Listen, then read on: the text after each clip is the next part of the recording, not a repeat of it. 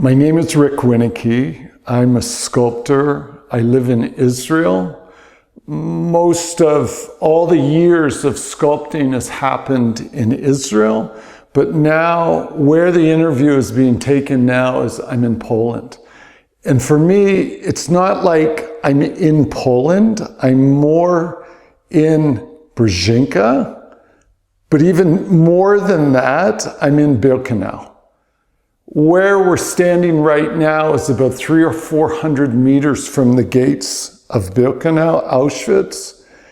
And for me, the whole sense of being within this place becomes a dialogue.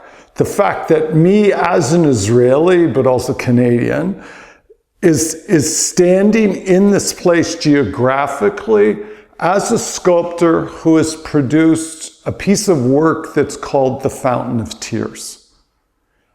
The Fountain of Tears, just the terminology, just the words, the Fountain of Tears, has been taken from a verse in Jeremiah where it talks about the prophet crying out. And he's saying, oh Lord, that my head would be a fountain of tears, or that my head would be a spring of water, and my eyes a fountain of tears, that I would weep day and night for the loss of my people. That was like a key door for us in the beginning of the process of creating the fountain. The fountain in itself is, I'm a sculptor. This is a large wall, about 20 meters long. It has 10 life-size bronze figures within it. It's a dialogue in a sense. If we had to say it in a single question or a single sentence, say, we would call the Fountain of Tears a dialogue of suffering between the crucifixion of Jesus and the Holocaust. And in a way, the fountain is divided into 7 crucifixion scenes that then just basically each one of the scenes represents one of the 7 last words that Jesus speaks while he's dying. The deepest place of suffering for Jesus himself, in a way, is speaking to the deepest place of suffering within Jewish history, within collective Jewish memory. These words are being spoken to a single individual that in a way represents a Holocaust survivor, but he's wearing the memory of the camp himself. Because everything you're dealing with as a sculptor, you're trying to communicate visually. And you're trying to create some kind of a communication that touches the Holocaust. And what you have generally are 3 visual marks on anyone that went through the camps. Would be a shaved head, both male and female. Within the first hours of getting to the camps, their heads were shaved. The next thing was everything they possessed was taken away from them, and they were stripped naked and forced to stand for hours until the clothes that belonged to them, and in a sense, the clothes that they identified with themselves and the clothes that identify them within the normal world that they had been in. Within the world of Auschwitz, they were given striped clothes that then marked them as prisoners. But the final thing that happened within the process of a prisoner going into that world, the thing that is the most personal to us as a human being, was taken from them, their name. Every one of us has a family name and an individual private name. The family name gives us a historical line of reference. Our personal name marks us on that historical line. But within the camps, the person walks into that world, and the thing that's taken from them, which was crucial for me in the sculpting part of the figures, was they were no longer a name anymore, they were a number.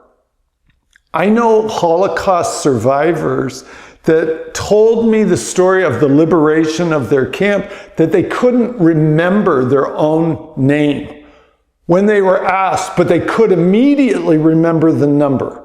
their prisoner number. Because in the world of Auschwitz, if you did not respond immediately to your number called, it was a death sentence. So the fountain is a dialogue of an individual who's wearing, the survivor that's wearing the clothes of memory, the striped clothes, the shaved heads, and there's a reference within the fountain really strongly of a tattooed number. You take those elements and in a sense, you put the figure in a position of response to the words that are spoken from the crucifixion. The 7 last words that Jesus speaks while he's dying, for me, are one of the most important communications ever. And in a sense, it's his suffering, in a sense, giving dialogue or giving a position of dialogue to the deepest place of suffering within the Jewish people. Both individuals, it's not a dialogue of religion, it's a dialogue of relationship. So what I want to do now is take you through the journey that's within this building.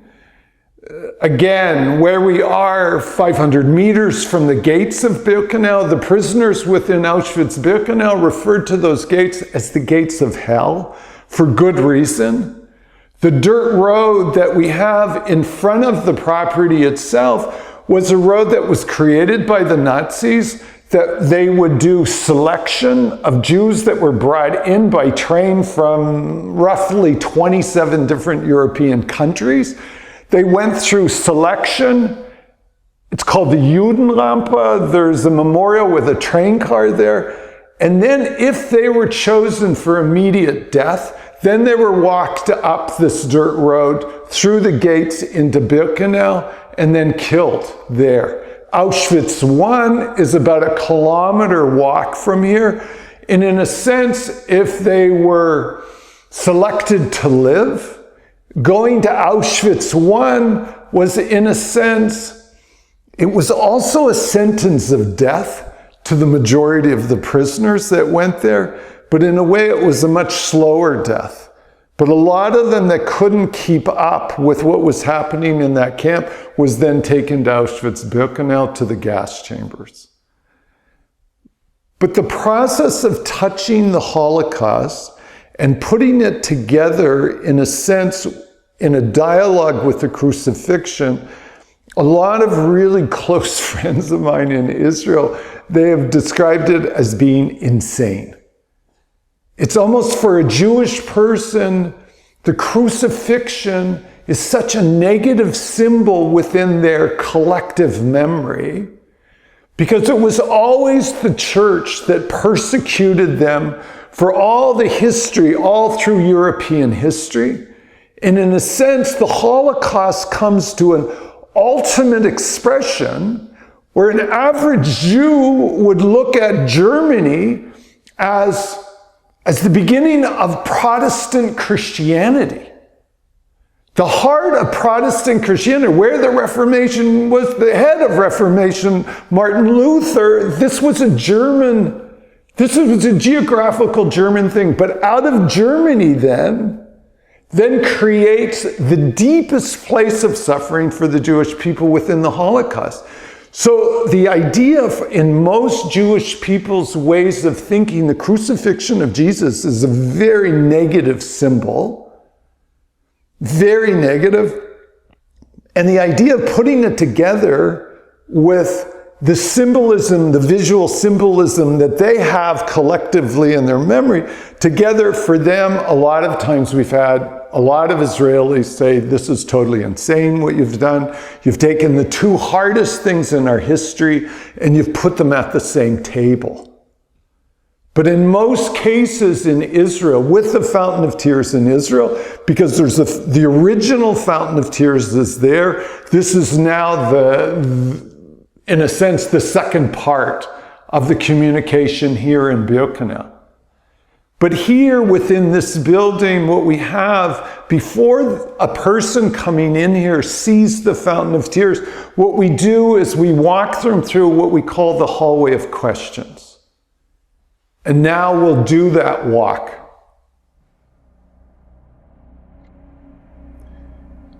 So we step out of the foyer within the building, out of a place of a lot of light, into a hallway that doesn't have very much light in it.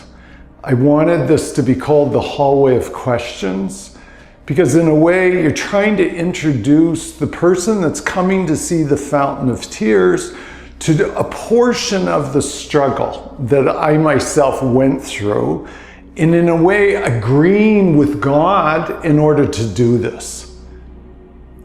Everything for me is felt on the inside, the communications, and in a way as a sculptor, you're trying to take this from the outside, from the inside, and make it something substantial out.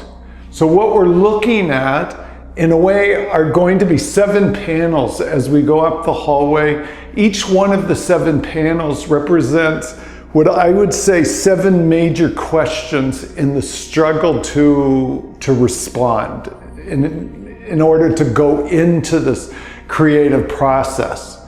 What you're looking at is you're looking at the sky and you're looking at a mountain range, say, and then a plain. But in each one of the panels, what you have is a very distinct, strong line that divides it.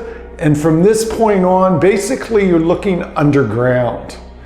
What you're seeing is a small hole here within the panel that represents a single seed. The seed is there, it's dormant, it's quiet, and it's hidden. The question that is connected in Hebrew is Eichan matchila tefillah. Where does prayer begin? Where is the beginning of every creative process?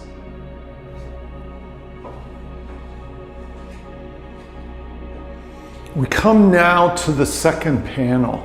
The second question, התפילה מקבלת ביטוי ברגע שנופלת הדמעה.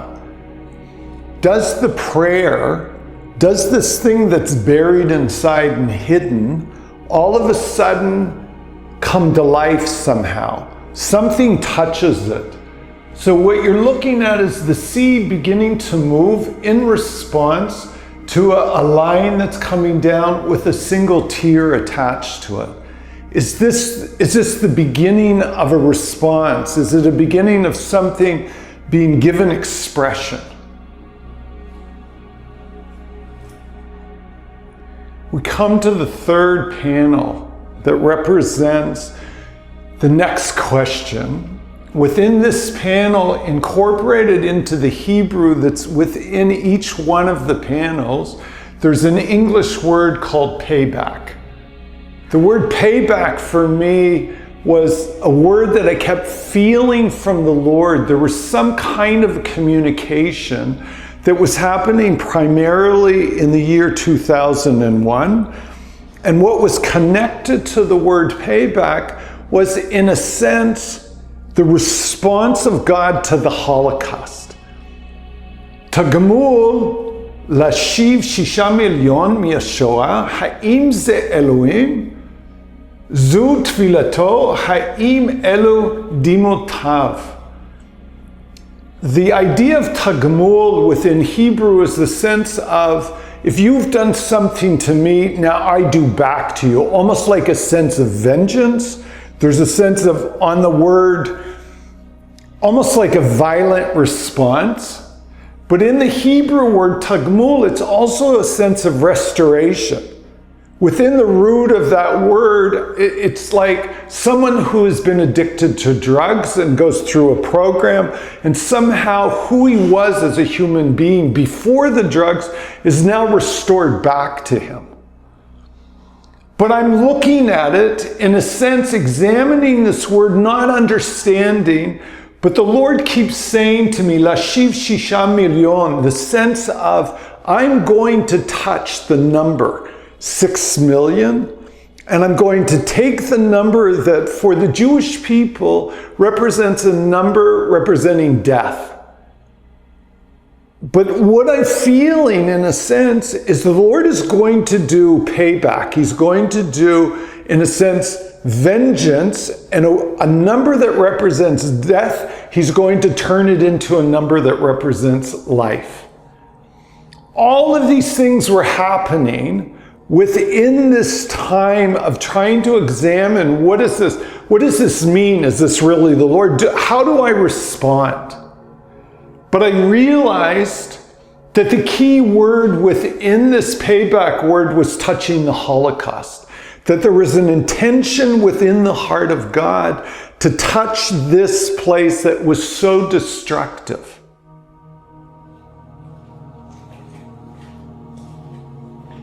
We come now to the fourth panel, the fourth question. And in a sense, what's going on is this is a description of my own personal struggle in trying to touch something that I don't understand, but I'm getting words within this journey that is bringing me to a place where I still don't understand very much, but there's another step where the seed has been awoken, and in a way with the emotions of tears, comes to the point of the prophetic word of payback that then introduces the word, the Holocaust, and 6 million, and in a sense, the intention of God to be able to take something so deadly and turn it into something that represents life.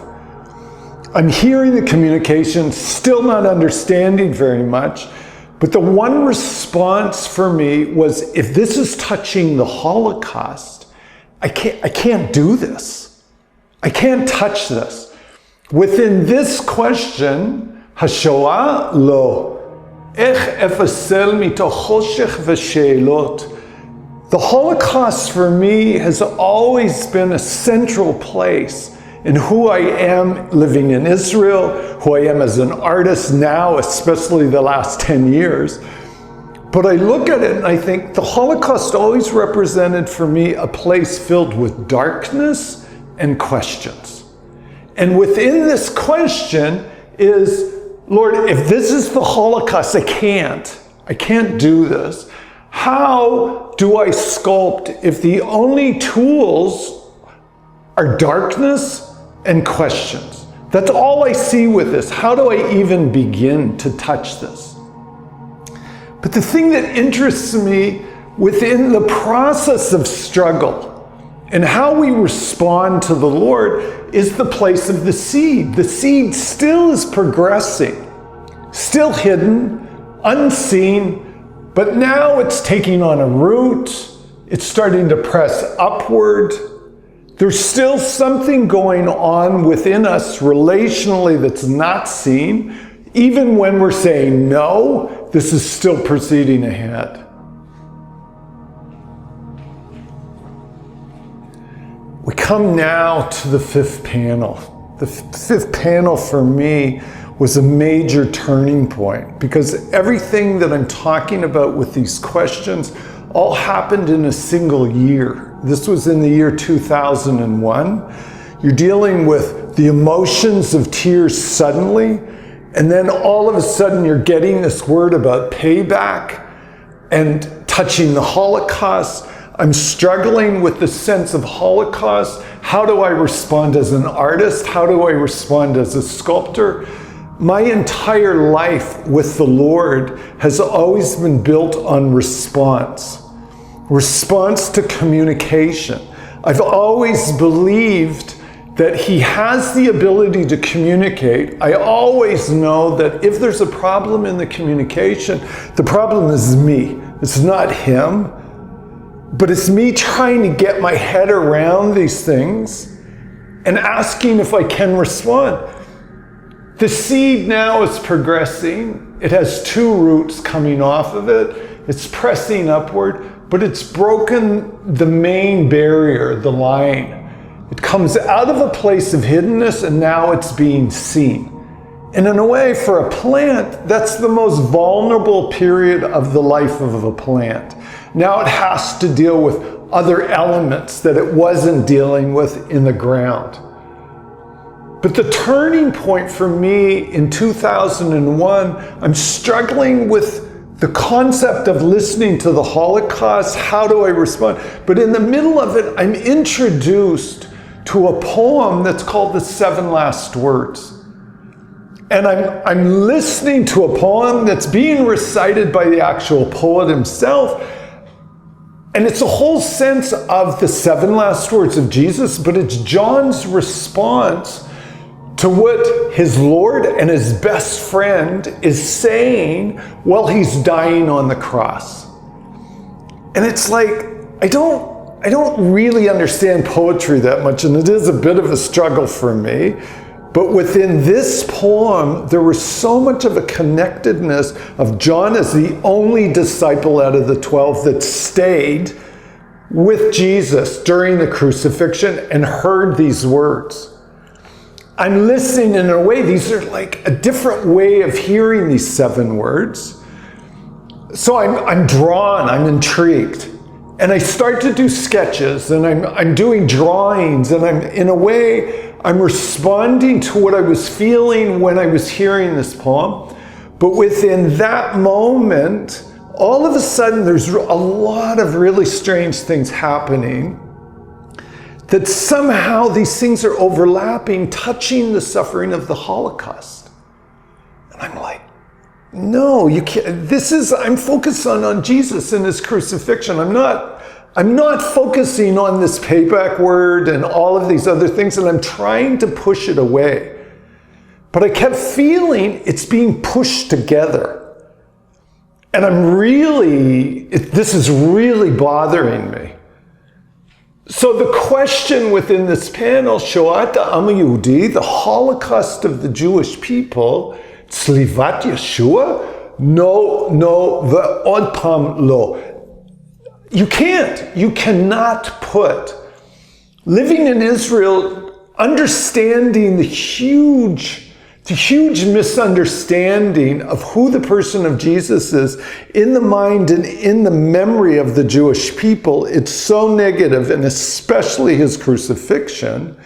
The idea of doing a piece of art that would have both these personalities together was insane, like totally insane. So I'm resisting, I'm pushing back, and I'm going, how in the world do you connect these two?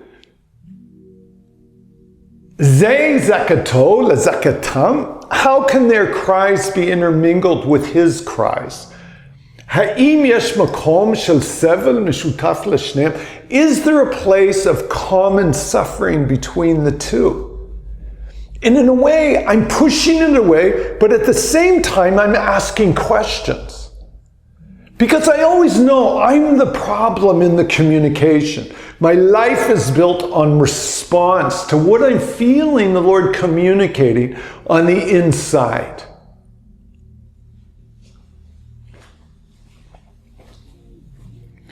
We come now to the sixth panel. All the way through this process, within this hallway, I'm being introduced to different things, and different points of the struggle keep getting added to the struggle itself. But again, the seed now has two very defined roots. It's pressed through the ground, is broken, and becomes a stalk of wheat. But it's very young. It's just coming to the point of where it's standing now. But the question within the sixth panel, Ha'im yesh zicharon havui b'tocham, is there memory somehow hidden in these two parts? And I'm looking at the sense where, on one hand, I don't want to touch this at all. I'm really struggling, but in a way I'm still asking questions. For the Jewish people, everything to do with the Holocaust is all connected to memory. Everything. And in a sense, memory is always something that they will say we have to remember in order to somehow bring life to those that perished, and so that this won't happen again. There's all kinds of initiation attached to the word memory. But also within the person of Jesus, the supper, the last time he eats together with his followers, he's taking the bread and he's saying, "This is my body broken for you. When you eat of this, remember me. When you drink the wine, remember my blood that was poured out for you." And in a sense, he's commanding them to remember. And with the Jewish people, from a biblical point of view, all the holidays are built on points of memory within their relationship with God. Remember when I brought you out of Egypt. Remember when I sojourned with you within the desert. All of this connected to memory. So now I'm touching this word. The final part of the question is, if there's something connected to the two of them, ech ani imsa oto, how will I find it? We come to the seventh panel. The seventh panel is the final question, in a sense. There were hundreds of questions, but I decided within this hallway to focus on 7 primary questions that I struggled with. But this one was the biggest out of all of them. B'tochi ein zecher, ba'avari ein kesher. Within my personal past, I have no connection. I look at it and I think, איך אפסל מצבת זיכרון ללא שום זכר? How in the world do I, as a sculptor, create a memorial to the Holocaust if I don't have memory? How do you do it? How do you step into the process? The whole year was filled with certain words, trigger words, and things that I'm trying to understand, and in a way hoping, in a sense, that this will go away and I don't have to respond. But within this final question, again, the seed is fully broken down now into roots, it's pressed forward. The stalk of wheat is getting to a higher level, say, of maturity. But it's the point, the main point of struggle came within this argument. How do I create a memorial with no memory? I'm not Jewish. I haven't had anyone in my family go through the Holocaust. And in a sense, in my own personal history, I have no beginning position. I don't have a place to begin. And I looked at it and I thought, even being born in Canada, from a geographical point of view, if I was a non-Jew that was born in France or in Holland, somewhere within Europe, I would have national memory touching the Holocaust. Somehow I would have something within my national connectedness, my family, somewhere, something to the Holocaust. But I don't have either of these things. I've got nothing. And in a way, I'm presenting this to the Lord in this prayer, in this argument. And for a moment in this whole year of struggle, I feel almost like I'm happy for a minute or two, where I'm thinking to myself, I can't possibly respond. I have nothing. There isn't an open doorway. I can easily walk away from this and feel justified somehow. But within that moment, I felt like the Lord said to me 3 words really strongly. I felt like the Lord said to me, but I do.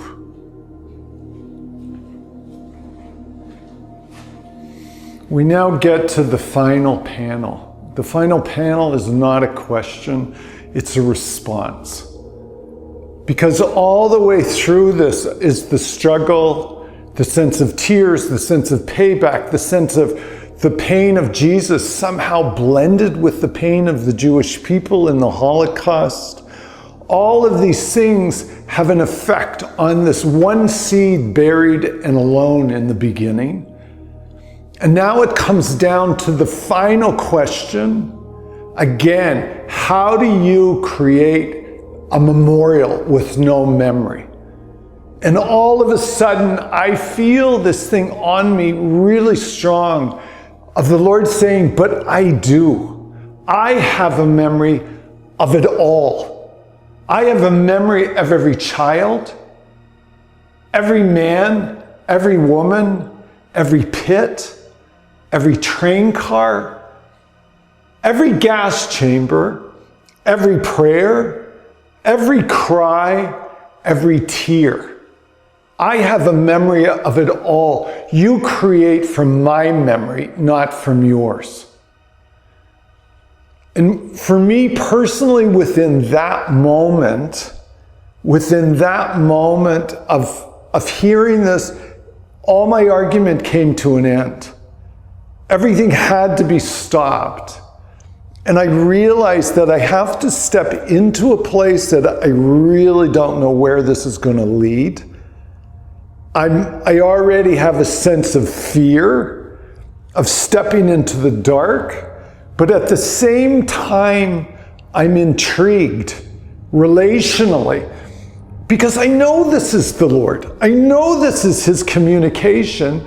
I realize my weakness and the sense of wanting to respond and naturally being afraid of the dark, in a sense, stepping into the dark.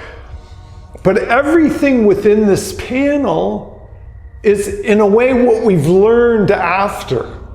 Is now the wheat stalk is fully grown. And in a sense, all the seeds within the mature wheat stalk have all been blown in the wind. The panel is the longest. It's twice the size of all the other ones because the response and the effect of what we've seen over the years now with different people coming to see the Fountain of Tears, different people trying to touch this somehow, or didn't know where they were going, they were a part of a group, and all of a sudden they end up in the Negev desert in Israel in front of an artist trying to explain this wall, that they're all in a little bit of shock and seeing. But for me, the fountain's a prayer. It's an intercession. It's something that's birthed out of the heart of the Father. I believe totally that these are His tears. These are His emotions attached to this. And now in this final response, it's also His memory. Because the Lord is the only one that has the capacity to be able to carry this level of suffering and to know where every tear belongs. The voice of every child, the voice of every human being that cries out towards Him within His suffering. He's the only one that has the ability to absorb it, to be able to carry it. So all these seeds that are blown in the wind, it's a hope within this prayer that there are other people that have seen the fountain, somehow connected to it heart-wise, and in a way belong to this prayer of the Lord wanting to restore this number of death into a number that represents life.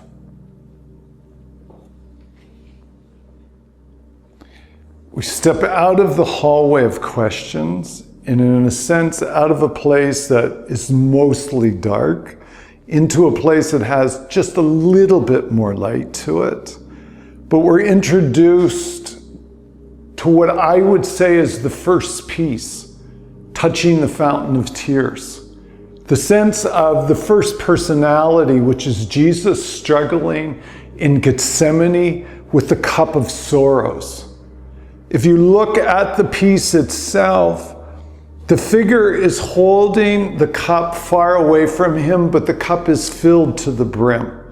And in a sense, I looked at this with all my struggling over responding to what I felt like the Lord was saying to me, came down to a point that I always tell people I'm an artist, I'm not a theologian, but for the sense of what I understood from the New Testament, Gethsemane is the only place that Jesus himself struggles with the will of the Father. And in a way is asking the Father to take this cup away from him that he won't have to drink. But it's within that struggle in Gethsemane that the crucifixion begins. Because he has to know exactly what is before him and all the sorrow that he's going to have to drink from within this cup.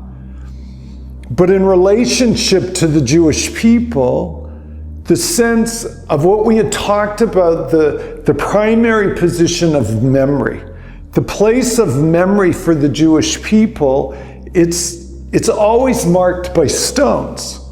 If you go to a Jewish graveyard, people will leave small stones on the headstones. If you go within the camp, within Birkenau, you'll see the train car, and on the ladder going up on the train car, there'll be lots of small stones. So within Jewish culture, stones are a marker of memory. So I wanted, in the very beginning of beginning to see the fountain of tears, the whole sense of Gethsemane, Jesus within his struggle, he's incorporated into these pile of stones, which is, again, almost like a sense of collective Jewish memory. He's connected to all their points of memory. But for him, Gethsemane is the moment before the crucifixion. What you're seeing on the wall as a background around the Gethsemane is historic photography of the ghettos. The ghettos within the world of the Holocaust was the moment for the Jewish people, the moment before Birkenau, Auschwitz, before the killing camps.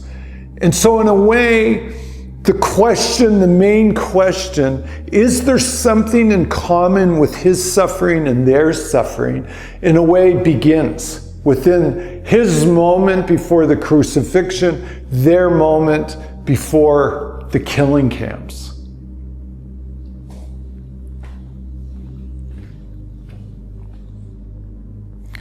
When we step away from Gethsemane, we step into the larger room that has the fountain of tears in it, the first thing you see when you're looking at it in a general sense is you've got 7 crucifixion panels, but between each one of the panels, it's like a divider using field stones. There are 6 dividers that represent a memorial to the 6 million that perished. And so in a sense, they become the aspect of binding it all together. I wanted the sense of the crucifixion being seen as a whole, but divided into 7 parts. The first panel that we look at is, Father, forgive them, they don't know what they do. And in a sense, each one of the words, when Jesus speaks out this word of forgiveness, the figure that represents the Holocaust is like what I described in the beginning. It's a single figure. Each one of them are in bronze. Each one of them are wearing the striped clothes. Each one of the figures has his head shaved. So as much visual as possible to the figure himself, he represents the Holocaust as a single person. Now, when Jesus speaks out the word, I looked at it and I thought to myself, what would be the first word that Jesus would speak out? And it would be something that touches the place of forgiveness. Father, forgive them, they don't know what they do.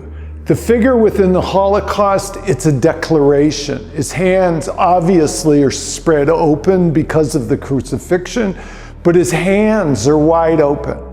This is a forgiveness that's given out to everyone that has ears to hear. But the idea of the forgiveness, it's like a covenant that's created within these words, that the whole aspect and the foundation of it is forgiveness itself.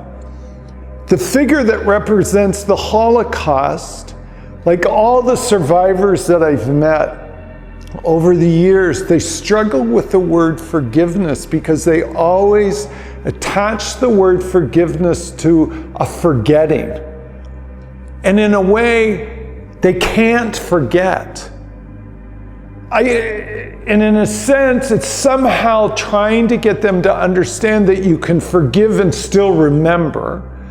But for them, it's a sense where now the figure representing the Holocaust is leaning into the pillar representing those that perished.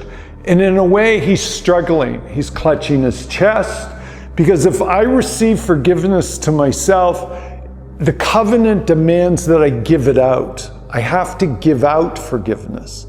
And so in a way, he's leaning into the stones and struggling. All the way through the panels, what we have are also water that slowly goes over the surface of each one of the pillars. That also, like what I reminded or what I spoke about in the beginning with Jeremiah, in the sense of this being a fountain of tears. The tears represent the sense of that prophetic cry of remembering. The second panel is today you'll be with me in paradise. The crucifixion is stretching to the right, trying to touch the stones that represent those that perished. The other hand in the crucifixion is turned, the fingers are turned down, because of historically the two thieves that were crucified with Jesus. One thief within the dialogue between Jesus and these thieves, the one thief is saying to him, asking, begging, that Jesus, when you come into your kingdom, remember me. Again, the sense of remembrance, of memory. But what the Lord says to this thief is, today you'll be with me in paradise. He creates this promise to the other thief. In a sense, the other thief is mocking him, cursing him. And so the hand of the crucifixion is turned down, almost a sense of disappointment, another rejection in a way. The figure that represents the Holocaust has his hands going in two different directions. Because in a way, speaking of a friend who was a Holocaust survivor that survived over a year, which was unbelievable, in Auschwitz, she told us that on a given day in Auschwitz, we would curse God. Curse God for allowing somehow for us to be within this hell of this camp. But she would say to me, on other days, as a group within this, they would cry out to God and ask him to remember them. And in a sense, it's the identification of the Holocaust to the response of these two thieves. The third panel is, mother, this is your son. Son, this is your mother.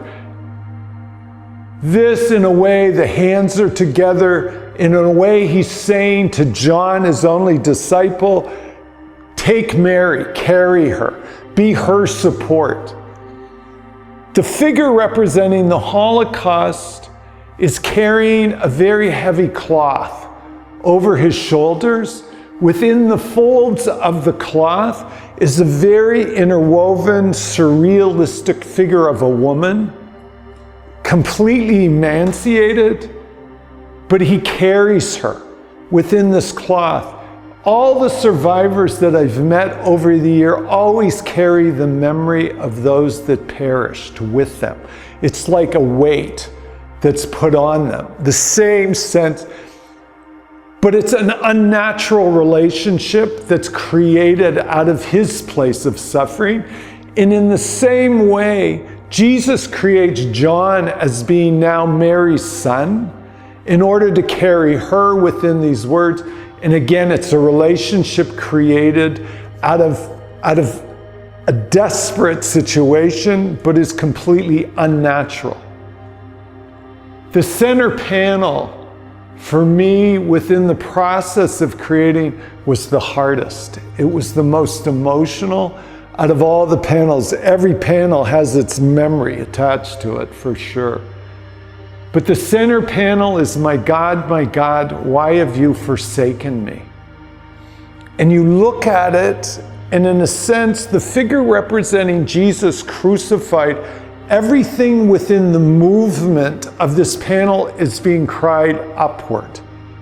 It's the Son crying out to the Father within this place of desperation, and in a way searching for the Father. The figure that represents the Holocaust is like so many survivors, again, that we've known over the years. If you even bring God up in the conversation, their response almost every single time was, where was he? Where was he when we cried out? Why did he not come? Why did he not respond? Where was he? And in a way, it becomes more of an accusation than it is a genuine question.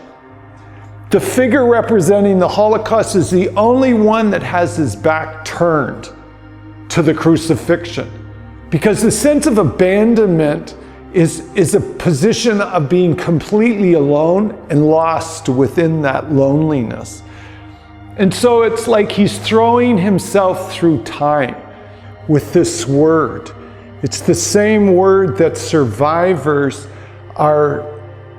they carry with them everywhere they go. Where was God? Where was he when we cried out? So all of this interaction within these words, within the expression back to the words from the crucifixion, there's such a place of identity within the center panel. The figure representing Jesus has his head shaved and his arm is numbered. Just like what I spoke about in the beginning, the idea of the final taking of the identity. Jesus is identified to such a degree within this panel, it's like both of them are interwoven in these words. Because when I was working on this panel in particular, I read a book that was written by a Sonderkommando. The job of a Sonderkommando within Auschwitz-Birkenau was the one to close the doors to the gas chambers. And what was written in the memorial and the memories of what he had recorded in this book was that the gassing process took 20 minutes. The gassing process took 20 minutes in order to kill within the chambers in Birkenau over 2,500 people. And in a way, he said within this book that he'll never get the cries out of his mind. He always hears these voices. Because he would say for the first 10 minutes of the gas being put in, the Zyklon B putting into the gas chamber, that all of a sudden every kind of cry, every kind of prayer was going up because they knew they were all about to die. And he said it took about 10 minutes until the gas silenced all the voices. But in his mind, the voices were never silenced.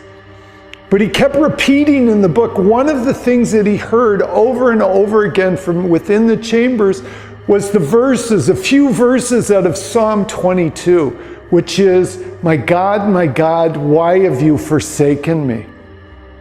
When I read this book and I saw the connectedness of the words of Jesus to the exact last words of those within the chambers, this totally shook me.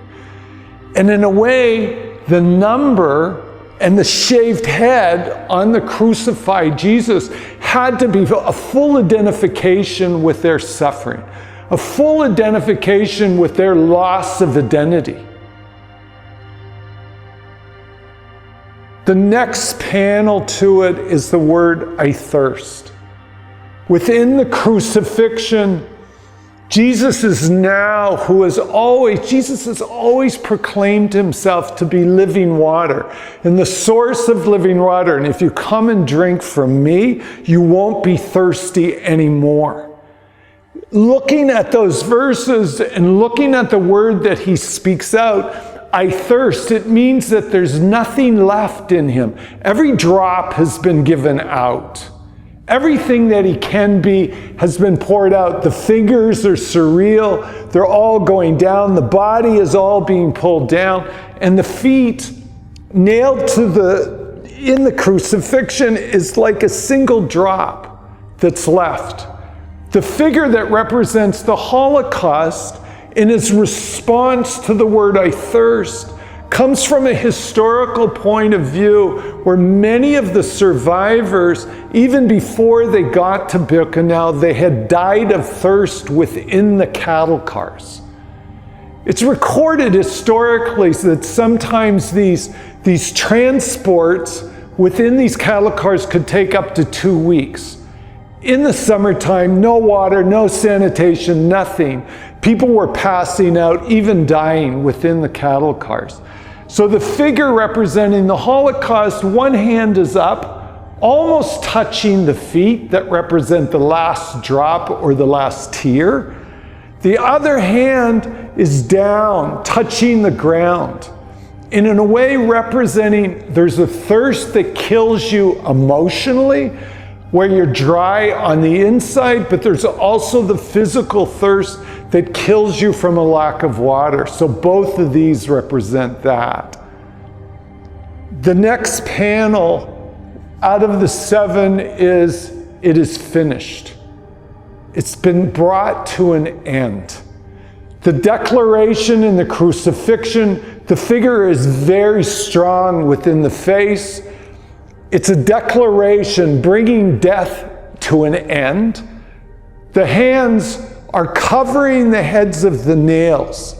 I wanted the sense that Jesus has now covered the heads of the nails. He's now brought this to an end, this effect. The figure that represents the Holocaust, again, standing up, but both hands going in different directions. This one for me is the sense of a complete loss of history.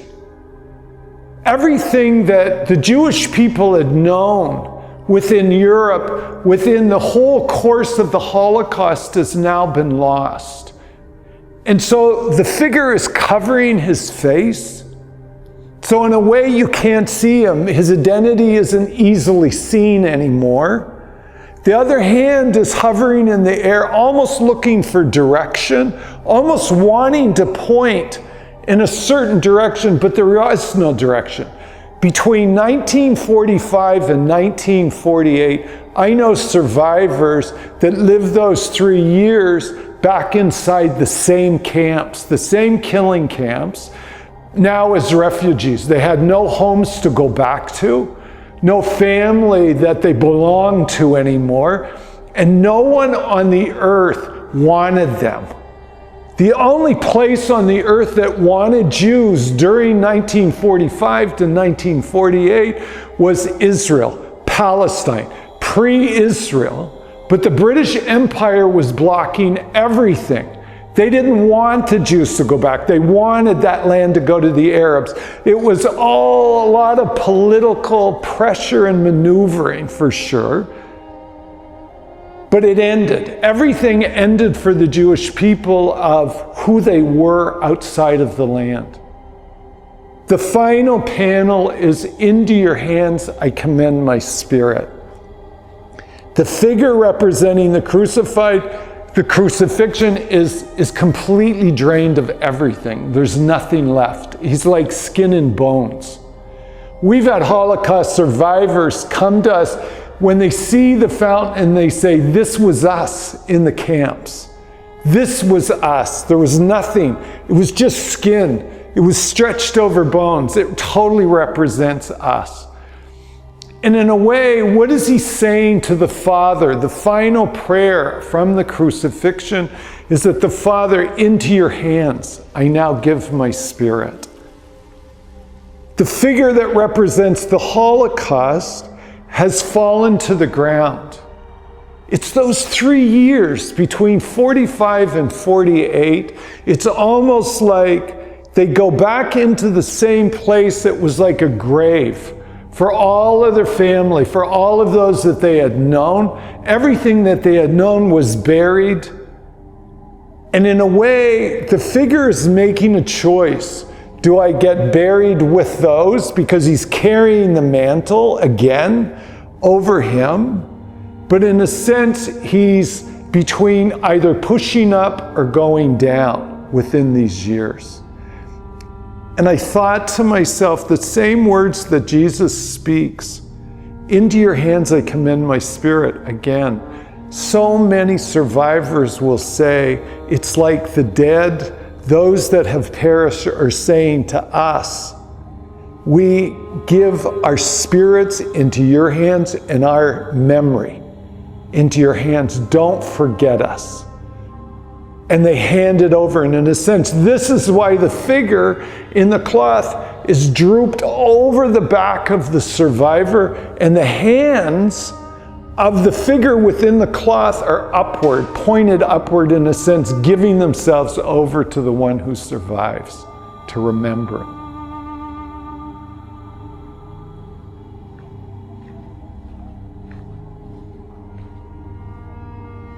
As we step out of the larger room, we come into a room that's just a little bit off to the side, but in a sense, it represents, in my mind, the beginning of resurrection.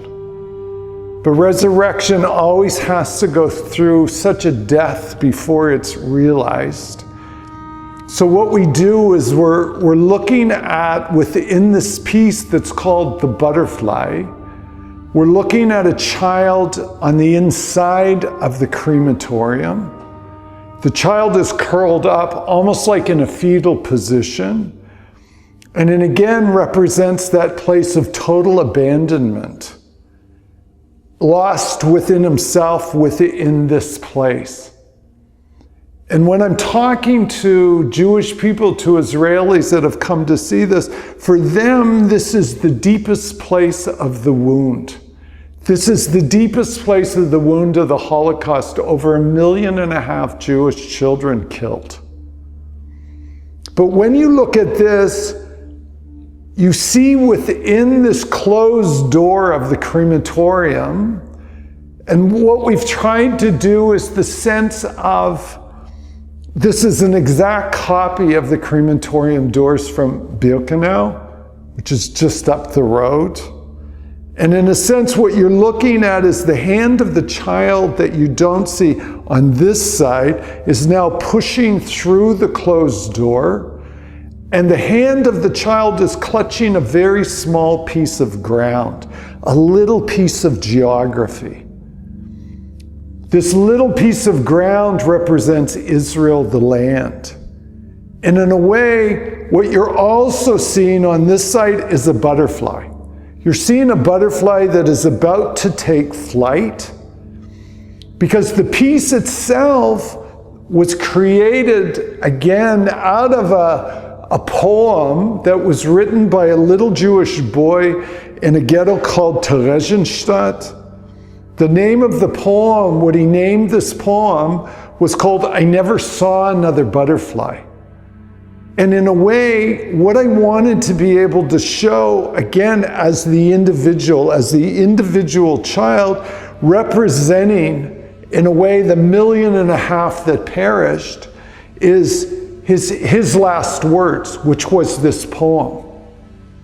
His hand is holding this piece of ground. Over the surface of the ground are olive leaves, because I wanted to connect to the sense of olive oil from an Old Testament point of view was always used, the oil was used for anointing of kings and for healing.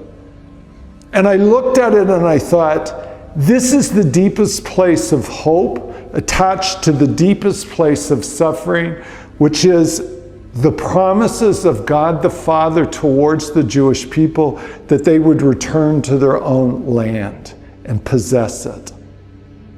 This is why you look behind this piece and you see a collage of historical photography that represents Israel being born again as a nation, after 2,000 years of exile. All of this, all of the elements of the struggle, of what they went through after the Holocaust, 3 years, the War of Independence, all of these things that now has brought them back to the land. And in a way, it's a celebration, but it's under so much pressure again to survive, now being attacked.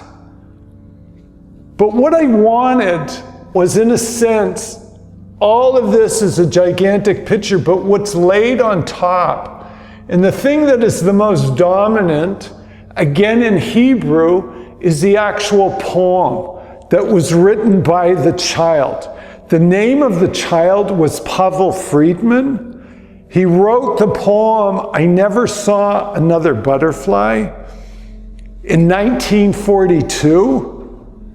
And in 1944, Pavel Friedman was then killed in Auschwitz-Birkenau.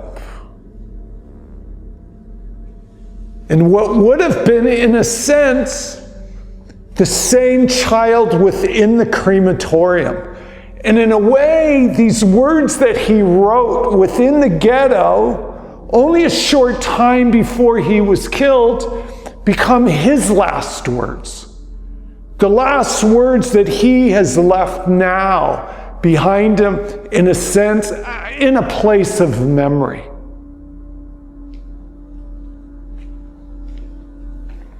We step away now from the butterfly piece. The butterfly piece for me is the beginning of resurrection, the return of the Jewish people to the land. So in a sense, it's the physical resurrection. You step into the final room, the final part of the whole journey, and you look at the piece here, and it's called the empty cup. We started in Gethsemane with a cup of suffering full to the brim, and now we've walked through this journey, this dialogue between these two personalities, and in a sense within this it becomes the prophetic piece. This is the piece that has not happened yet.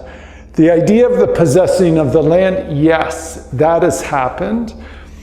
But now the sense of what you're looking at are the two parts to the dialogue. And in a way, both of them are coming out of the stones that represent the memory of all of those that perished, all of those that suffered, and the two are coming out of the stones together, and in a way they're coming into a place of embrace, where the figure representing the Holocaust in a way is resting his head on the chest of Jesus, but in a way the hand, the wounded hand of Jesus, is also now pressing his head to his chest. And I look at it, the cup is raised above both of them, the cup that is now empty, and in a way it symbolizes the end of all suffering. And the final resurrection is a resurrection of relationship. Thank you.